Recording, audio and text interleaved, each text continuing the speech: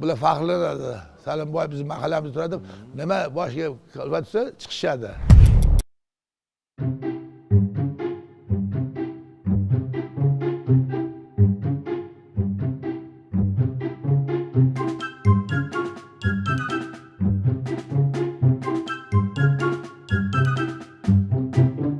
Yanvar kuni qamoqdan ozod etilgan Salim Abduvaliyev uni qamoqqa tiqish rejasini kim tuzgani va kim amalga oshirgani haqida o'z yaqinlari va do'stlariga so'zlab bergan.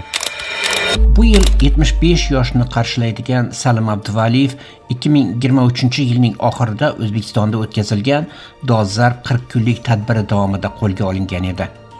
2024-yilning 19-martida esa jinoyat ishlari bo'yicha Mirobod tumani sudining yopiq majlisi hukmi bilan Jinoyat kodeksining 248-moddasi o'qotar qurollarni qonunga xilof ravishda saqlashda ayblanib 6 yilga ozodlikdan mahrum qilindi. Mahalliy matbuotda tadbirkor va metsenat deb ta'riflab kelingan Salim Abduvaliyevning ma'lum qilishicha, uni qamoqqa olinishiga sababchi bo'lgan shaxs Salimboy bilan har doim bir qatorda tilga olinadigan jinoyat doiralarida graf va Blyadina laqabi bilan tanilgan avtoritet G'afur Rahimovdir. Будем сейчас рассматривать. Заявка берешься, дадут заявку, рассмотрим. Salimboyning qamalishi fonida G'afur Rahimovning Dubayga qochgani haqida xabarlar paydo bo'lgan edi. Ammo Toshkent shahar ichki ishlar bosh boshqarmasining o'sha paytdagi birinchi o'rinbosari Doniyor Toshxo'jayev G'afur Rahimovga nisbatan jinoyat ishi ochilgan emas deb baralla aytdi.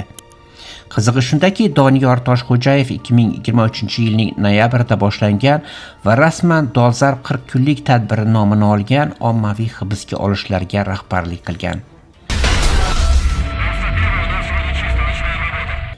Salim Abduvaliyevni qamash va tergash jarayonini ham shaxsan Doniyor Toshxo'jayev nazorat qilgan.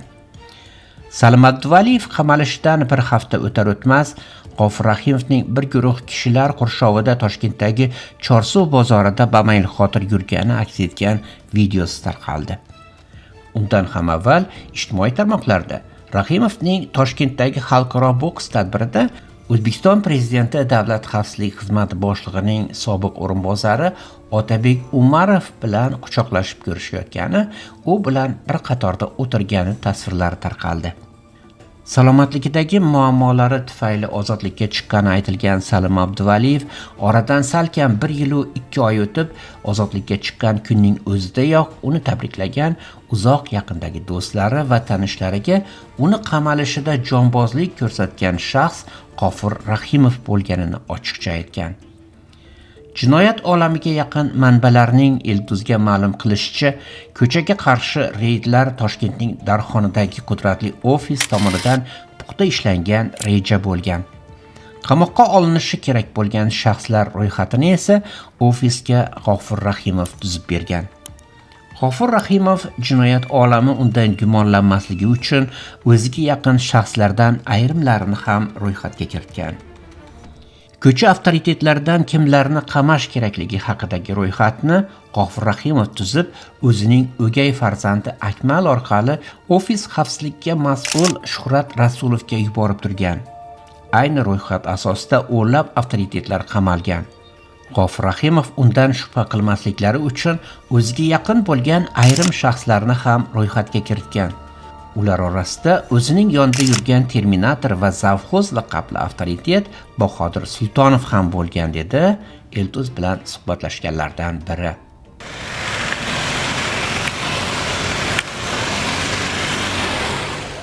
O'z navbatida Shuhrat Rasulov hibsga olinadiganlar ro'yxatini dolzarb 40 kunlik tadbiri nomini olgan ommaviy hibsga olishlarga rahbarlik qilgan Doniyor Toshxo'jayevga yuborib turgan. Eslatib o'tamiz, Prezident Davlat xavfsizlik xizmati sobiq mulozimi Shuhrat Rasulov o'tgan yil noyabr oxirida sobiq mulozim Komil Allamjonovga suiqasd buyurtmachi sifatida hibsga olingan. Uning Toshkentdagi qudratli ofisda Otabek Umarovning o'ng qo'li bo'lgani aytiladi.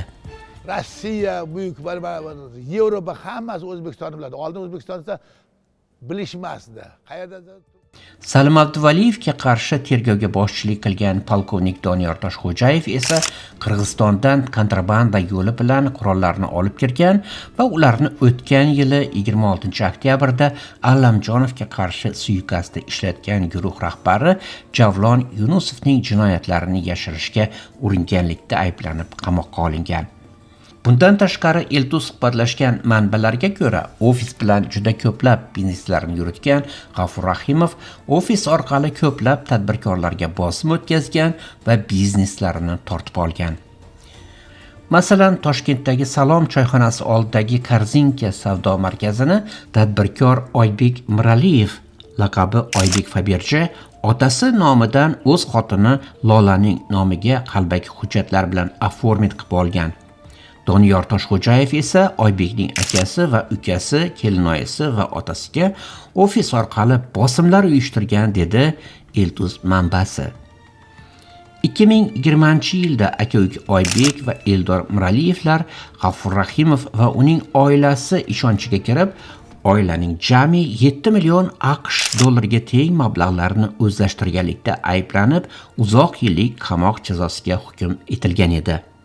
Eltuzga ma'lum bo'lishicha, aka-uka Miraliyevlar Doniyor Toshxo'jayev qamoqqa olinishi bilanoq ozodlikka chiqqan. Yana Salim Abduvaliyev va G'afur Rahimov mavzusiga qaytsak. G'afur Rahimov haqida gapirarkan, Salim Abduvaliyev uni qamoqqa tiqqan shaxslardan ko'pi qamalgani va bir ikkitasi hali ham ozodlikda yurganini qo'shimcha qilgan. Meni ham yuragim, ham umrim oxirigacha mana shu обязан shu podshoyimizga, prezidentga. Oldingi podsholarga tuhmat qilib 20 yil, 30 yil qabiman deb yurishgan, umrim yarimdan ko'p qochib o'tib ketgan, o'qilib, men o'sha garov bo'lib, garant bo'lishib, meni olib qo'ygan odamlar. Men umrim oxirigacha bularga xizmat qilaman. G'afur Rahimov ofis a'zolari qamoqqa olish jarayoni boshlanishi bilanoq Birlashgan Arab Amirliklariga chiqib ketgan va hozirga qadar O'zbekistonga qaytgani yo'q. Rahmat katta sizga. Yana bir bor sizga katta rahmat.